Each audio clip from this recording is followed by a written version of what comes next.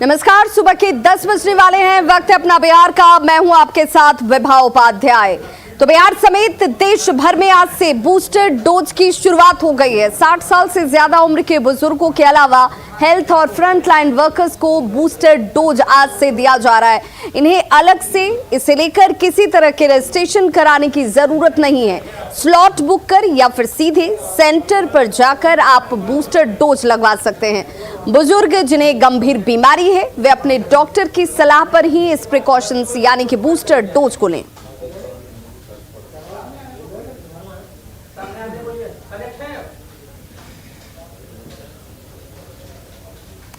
तो बिल्कुल आज का दिन बेहद खास और अहम, क्योंकि कोरोना वैक्सीन के प्रिकॉशंस डोज की आज से शुरुआत हो चुकी है। 60 साल से अधिक उम्र के बुजुर्ग लोगों को ये बूस्टर डोज जो है वो आज से दी जा रही है, जिसमें हेल्थ केयर और फ्रंट लाइन वर्कर्स को भी शामिल किया गया है, जिन्हें आज से ये बूस्टर डोज यानी कि प्रिकॉशंस डोज लगने की शुरुआत हो चुकी है। गंभीर बीमारी से पीड़ित बुजुर्गों को भी ये बूस्टर डोज जो है लगाया जाएगा।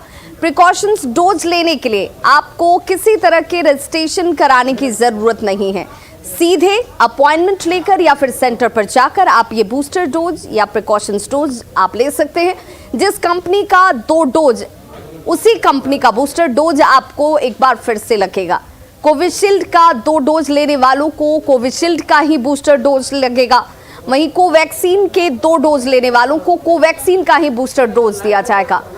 एक जानकारी जो बेहद खास और महत्वपूर्ण है, दूसरी डोज के 9 महीने यानी कि 39 सप्ताह पूरा होने के बाद ही आपको ये बूस्टर डोज दिया जाएगा। नेगेटिव रिपोर्ट आने के बाद 3 महीने का गैप बहुत जरूरी है। ये जानकारी आपके लिए बहुत महत्वपूर्ण कि आप 9 महीने अगर आपको दोनों डोज लेकर हो चुके हैं, उसके बाद ही आपको बूस्टर डोज लगेगा। और अगर आप पॉजिटिव हुए थे तो नेगेटिव होने के 3 महीने का अंतराल इसके बीच जरूर आपको रखना है, जिसकी शुरुआत आज से हो चुकी है। इस प्रिकॉशंस डोज के जरिए कहा जा रहा है कि तीसरी लहर जो इस वक्त देश में लोगों को परेशान कर रही है, इस बूस्टर डोज के जरिए कोरोना पर एक बड़ा और कड़ा प्रहार करने की कोशिश की शुरुआत के तौर पर भी आज का दिन बेहद अहम। तो इस कोरोना की तीसरी लहर से बचाव के लिए आज से बूस्टर डोज दिया जा रहा है और जमुई के 11 केंद्रों पर कोविड टीका का प्रिकॉशनरी डोज जो है वो दिया जाएगा। स्वास्थ्य कर्मी और फ्रंटलाइन वर्कर्स के अलावा 60 साल से अधिक उम्र के वैसे लोग बूस्टर डोज ले सकते हैं जिनका दूसरा डोज लेने के बाद 9 महीने का वक्त हो चुका है। और जमुई में इस बूस्टर डोज को लेकर क्या खास तैयारी है, जिसका जायजा लिया हमारे संवाददाता केसी कुंदन ने। कोरोना के तीसरे लहर से बचने के लिए जमुई जिले में प्रिकॉशनरी डोज मतलब तीसरा डोज जो बूस्टर डोज कहा जा रहा है उसको देने का काम आज से शुरू हो रहा है। और जमुई की अगर बात करें तो जमुई जिले के 10 प्रखंड में के 10 प्राथमिक स्वास्थ्य केंद्र और साथ ही एक निजी क्लिनिक में मतलब 11 जगह आज से बूस्टर डोज दिया जाएगा, जो प्रिकॉशनरी डोज कहा जा रहा है।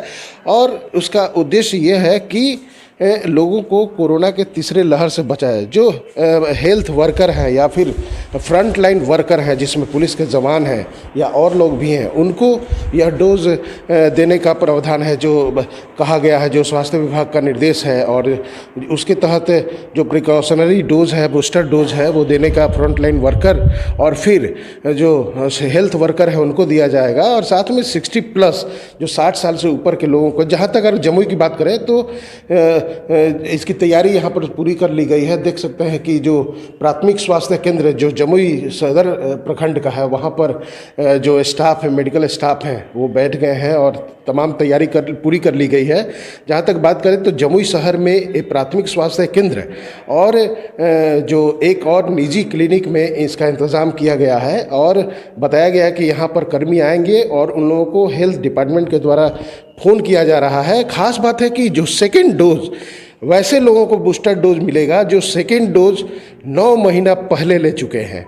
मतलब सेकेंड डोज के लेने के 9 महीने के बाद जो प्रिकॉशनरी डोज है, बूस्टर डोज है, वो दिया जाएगा, जिसकी तैयारी जिले में कर ली गई है। कुल 11 केंद्र बनाए गए हैं प्रिकॉशनरी डोज और बूस्टर डोज देने के लिए जमुई जिले में। केसी कुंदन, न्यूज़ 18 जमुई।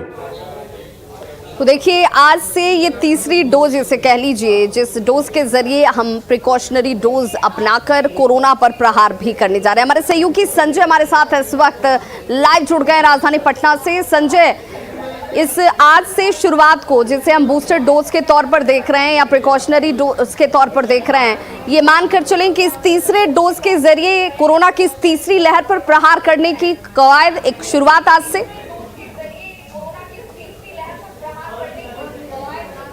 देखिए बिल्कुल, और खासकर अगर राजधानी पटना की बात कर लें तो जो लोग पहुंच रहे हैं यहाँ पर वैक्सीनेशन सेंटर पर, उनका उत्साह देखते ही बन रहा है।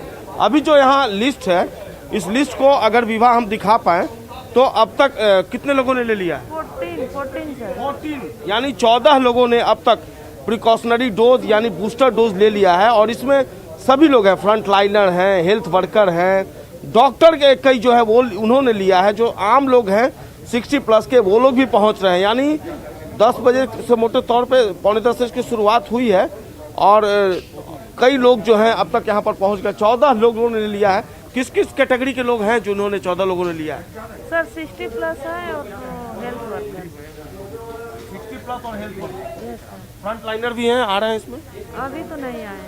अभी फ्रंट लाइन, क्या नाम है आपका? माया यादव। इन्होंने बताया कि फ्रंट लाइनर तो अभी नहीं पहुंचे, लेकिन हेल्थ वर्कर हैं, 60+ के लोग हैं, वो लगातार पहुंच रहे हैं। और देखिए आने का सिलसिला भी लगातार जारी है। तस्वीरों के माध्यम से देखिए एक और शख्स जो है वो यहाँ पर पहुँचे हैं। यहाँ पर देखिए अपनी मैडम के साथ यहाँ आए हैं और ये बूस्टर डोज लेने के लिए पहुँचे हैं। बूस्टर डोज लेना है जी। 60+ के हैं? हाँ 60+ है। अच्छा, तो बूस्टर डोज डॉक्टरों से भी सलाह वगैरह कुछ लिया है मन में ताकि ले लेना है? नहीं ऐसा क्या है, ये तो डॉक्टर का भी सलाह है और ये तो मैंने इतना पब्लिक अवेयरनेस हो गया है जी, अब तो कुछ सोचना ही नहीं है बूस्टर डोज के लिए। क्या लगता है बूस्टर डोज लेने के बाद अपने को और सिक्योर फील करेंगे? 100%, 100 नहीं 200%। 200%। अपने जैसे लोगों इसके सिवा कोई ऑप्शन भी नहीं है हमारे पास। बिल्कुल बिल्कुल। और अपने जैसे लोगों के लिए क्या कहना चाहेंगे? उनको सजेस्ट करें कि जितनी जल्दी हो सके ले लीजिए। जी बिल्कुल। क्या नाम हुआ अपना? राजीव रंजन गुप्ता। राजीव रंजन गुप्ता मैडम के साथ आए हैं, अपनी वाइफ के साथ पहुंचे हैं। आप भी बूस्टर डोज लेने पहुंची? 2 डोज आपने ले लिया ऑलरेडी पहले, तो बूस्टर डोज लेने के बारे में कुछ सोचा भी था, मन में कोई बात भी थी आपने? हमको तो कुछ नहीं, कुछ नहीं था, बस लेना है क्योंकि इससे सुरक्षित रहना है। सुरक्षित थे। सुरक्षित थे? 2 डोज लेने के बाद सुरक्षित थे? सुरक्षित थे। मेरे घर में 3 लोगों को हो गया था, जी, फिर भी मैं बिल्कुल सुरक्षित हूँ 2 डोज लेने के बाद। और लगता है ये तीसरा डोज भी लाभदायक साबित तो है। टीका है ना जी, तो टीका से और फायदा होगा आप लगता है। देखिए। क्या नाम है आपका? मंजू। मंजू जी हैं, अपने हस्बैंड के साथ पहुंची हैं और बाकायदा आप देखिए इनका यहाँ पर पहले किस तरीके से जो प्रोसीजर है उसको अपनाया जाता है। यहाँ पर पहले जो लोग पहुँचते हैं उनका बीपी जो है वो चेक किया जाता है और बीपी चेक करने के बाद अब देखिए यहाँ पर जो मेडिकल स्टाफ है उनका बीपी चेक करते हैं, फिर रजिस्ट्रेशन की प्रक्रिया है वो पूरी की जाती है और उसके बाद तीसरा डोज जो है वो लोग ले रहे हैं। तो निश्चित तौर पर एक उत्साह देखने को मिल रहा है। और राजधानी पटना के खासकर इस वैक्सीनेशन सेंटर की बात कर लें तो लोगों में बेहद तो उत्साह है। बिल्कुल वायरस पर इस डोज के जरिए प्रहार करने की पूरी तैयारी कर ली गई है और यहाँ पर उत्साही जो बुजुर्ग वर्ग भी हैं वो भी इस बात को समझ रहे हैं कि ये सबसे कारगर उपाय है। लेकिन न्यूज़ 18 आपसे अपील करता है कि जब आप वैक्सीन लेने के लिए, इस बूस्टर डोज को लेने के लिए भी पहुंचे तो कोरोना प्रोटोकॉल का पालन करना बिल्कुल ना भूलें। बहुत बहुत शुक्रिया संजय इस तमाम जानकारी के लिए आपका। तो कोरोना की इस तीसरी लहर के बीच प्रधानमंत्री नरेंद्र मोदी ने 3 घंटे तक हाई लेवल मीटिंग की और अधिकारियों को इससे जुड़े कई निर्देश भी उनकी तरफ से दिए गए हैं। पीएम ने किशोरों का वैक्सीनेशन ड्राइव तेज करने का निर्देश दिया, साथ ही उन राज्यों को पूरा सपोर्ट देने को कहा जहां कोरोना के ज्यादा मामले आ रहे हैं। पीएम ने जिला स्तर पर हेल्थ इंफ्रास्ट्रक्चर सुनिश्चित करने को भी कहा है और अधिकारियों को इस बारे में राज्यों से समन्वय बनाए रखने की भी बात उन्होंने कही। उन्होंने कहा कि कोरोना के मामलों में मैनेजमेंट के साथ नॉन कोविड हेल्थ सर्विस बनाए रखने पर भी बेहद जोर देने की जरूरत है, जिसका जिक्र प्रधानमंत्री ने किया। तो देखिए बिहार में कोरोना के मामले लगातार बढ़ रहे हैं और पिछले 24 घंटे में कोरोना के 5022 मरीज जो हैं वो संक्रमितों के तौर पर ये संख्या इस वक्त पिछले 24 घंटे में सामने आ चुकी है। राजधानी पटना की सबसे पहले बात करें तो सबसे ज्यादा 2018 मरीज यहां पर मिले हैं। गया में 258 मरीज सामने आए हैं, समस्तीपुर में 200 नए मरीज और राज्य में एक्टिव केस की संख्या जो है वो अब बढ़कर 16,897 तक जा पहुंची है। रिकवरी रेट लगातार घट रहा है। रिकवरी रेट घटकर अब 96.11% तक जा पहुंचा है। सावधानी ही सबसे बड़ा बचाव है, इसीलिए कोरोना प्रोटोकॉल का पालन करें, बिना मास्क के बाहर न निकलें।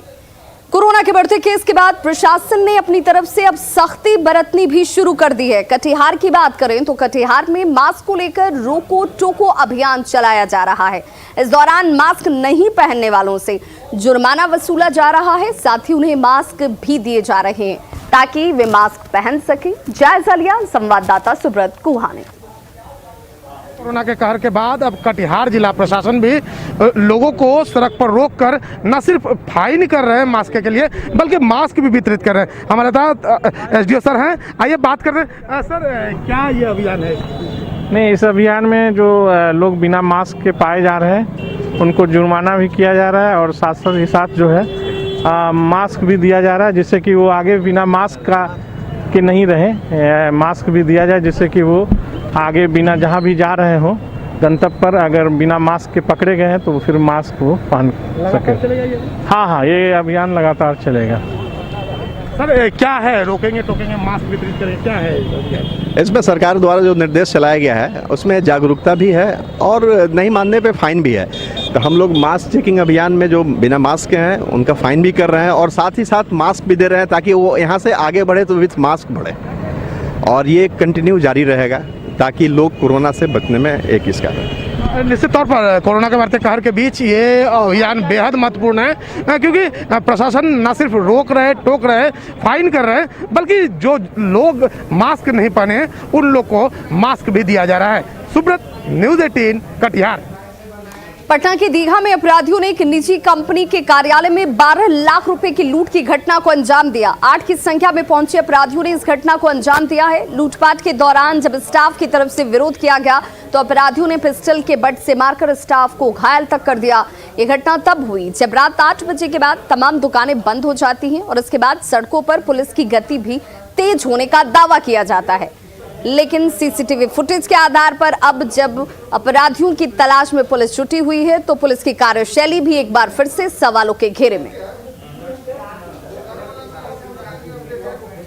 हाँ, केस मिला के रखे थे। हाँ, शटर गिरा लिए थे। हाँ, 2 आदमी घुसा। हाँ, हम लोग क्लोजिंग रिपोर्टिंग बना रहे थे। हाँ, 2 आदमी घुसा। हाँ, पिस्तौल गिरा दिया।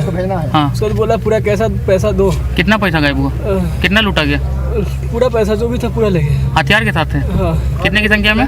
मतलब पहले तो 2 आया। हाँ, उसके बाद हम लोग मतलब पूरा कोशिश किए। हाँ, तो उसका सब घुस गया 10 आदमी। हाँ, सब मास्क लगाया हुआ था, अपना हेलमेट। कितना कैश था?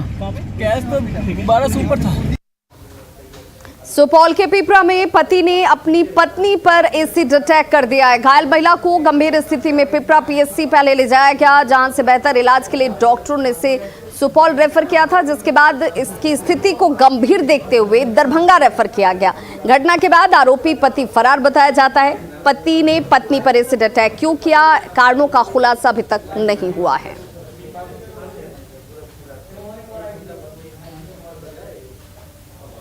आईसीटी बहुत सीरियस है, इसको रेफर कर दिए हम दरभंगा प्राथमिक उपचार करने के बाद। वो पेरेंट नहीं है इसका ना? इसका कोई बोलता है वो बेटा है, लेकिन वो हमको नहीं लगता है कि उसका बेटा है, और इसका कोई भी जो है ना केयर करने वाला कोई नहीं है, और ये लोग कुछ खुल के नहीं बता रहे हैं कि क्या है मामला को छुपाया जा रहा है। इस पर एक इंक्वायरी होना।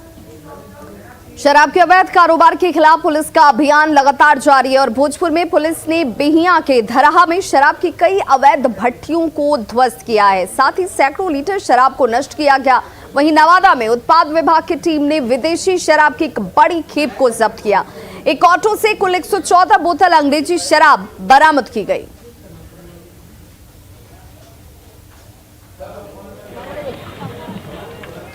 तो 2 तस्वीरें आपके टीवी स्क्रीन पर हैं और देखिए कैसे अवैध शराब के खिलाफ पुलिस की तरफ से लगातार अभियान चलाए जा रहे हैं। जहां पर भी भट्टियां संचालित थी उन भट्टियों को ध्वस्त किया गया। अवैध शराब जो बनाई गई थी उन्हें नष्ट किया गया। इस वक्त पुलिस की कार्रवाई की 2 तस्वीरें आपके टीवी स्क्रीन पर। भोजपुर पुलिस शराब का कारोबार करने वाले लोगों के खिलाफ सख्त रुख अपना रही है और इसी सिलसिले में पुलिस ने बिहियां के धरा में शराब तस्करों के खिलाफ ये अभियान चलाया, जिसकी तस्वीर आप इस वक्त अपने टीवी स्क्रीन पर देख रहे हैं। और इस दौरान पुलिस ने 500 लीटर देसी शराब के साथ शराब बनाने वाली दर्जनों भट्टियों को भी ध्वस्त किया। पुलिस की इस कार्रवाई से शराब तस्करों में हड़कंप मचा है।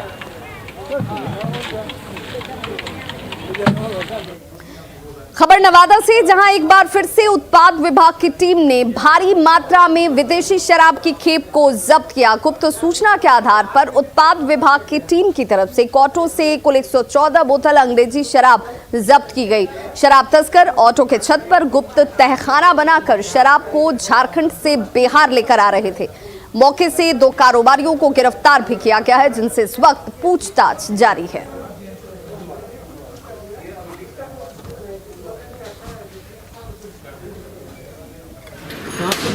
पुल के रास्ते आते हुए टेम्पू को रोका गया, जिस पे 2 व्यक्ति सवार थे। टेम्पू की तलाशी लेने पर उसके छत पर बने गुप्त बॉक्स से करीब 8 पेटी विदेशी शराब इंपीरियल ब्लू का 375 ml का बरामद। और देखिए, बिहार में मौसम की आंख मिचौली लगातार जारी है। बिहार में 2 दिन अच्छी धूप निकली, उसके बाद एक बार फिर से आसमान में बादल छा गए हैं, जिससे एक बार फिर से ठंड बढ़ चुकी है। कई इलाकों में हल्की बारिश की आशंका भी जाहिर की गई है। मौसम को लेकर येलो अलर्ट जारी किया गया है और ज्यादा जानकारी दे रहे हैं हमारे संवाददाता संजय कुमार। बिहार के मौसम में उतार चढ़ाव लगातार जारी है। पिछले 2 दिनों से लगातार धूप का आनंद पटना के लोगों ने लिया, लेकिन अब पटना की तस्वीर भी बदल गई। थोड़ा आसमान की तरफ अगर हम नज़र डालें तो देखिए, आसमान में अब भी बादल छाए हुए हैं।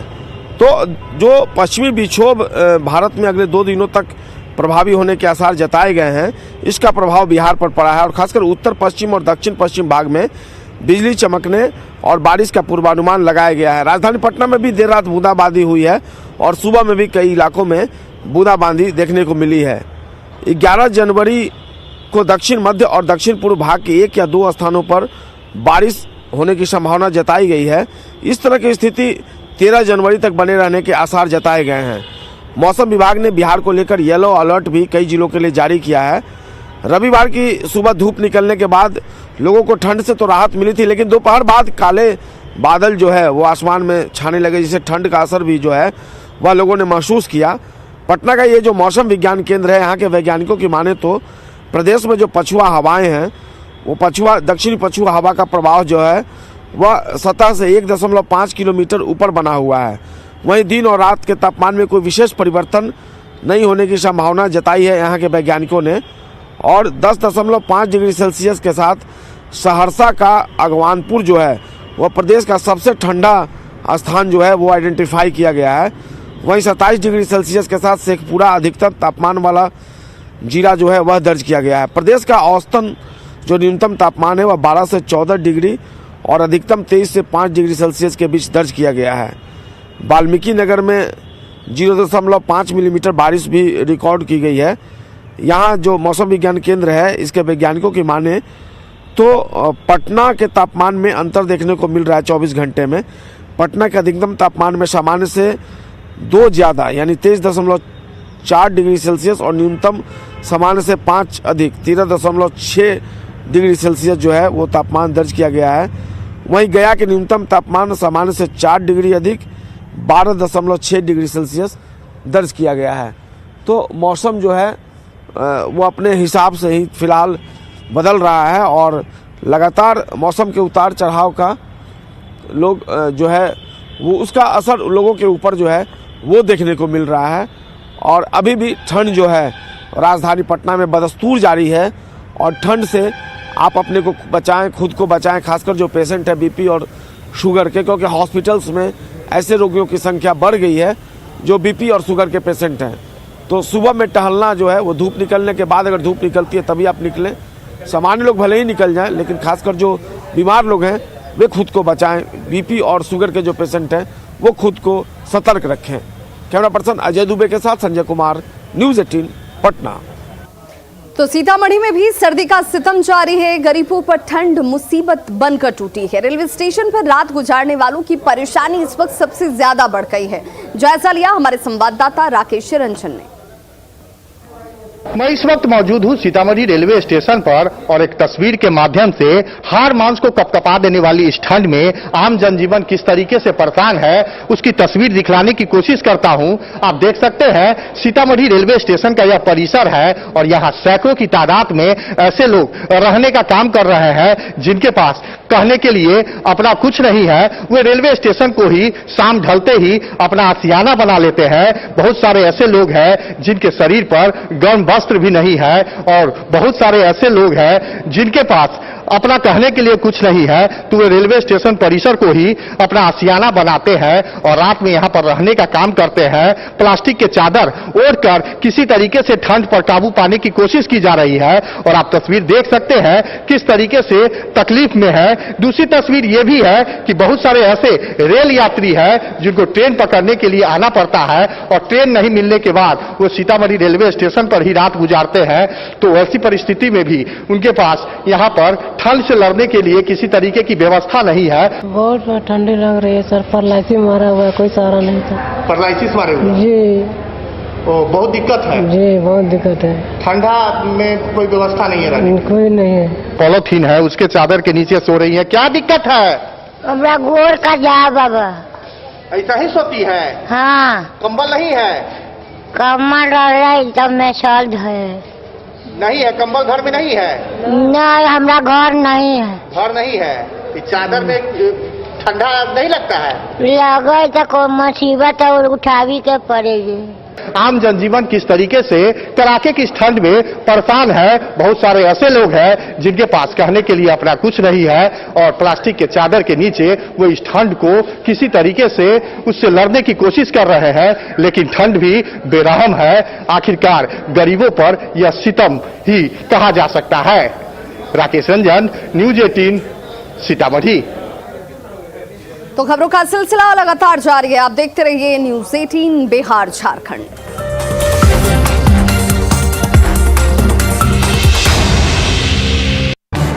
इस न्यूज हेडलाइंस के प्रायोजक पेट सफा आयुर्वेदिक जून।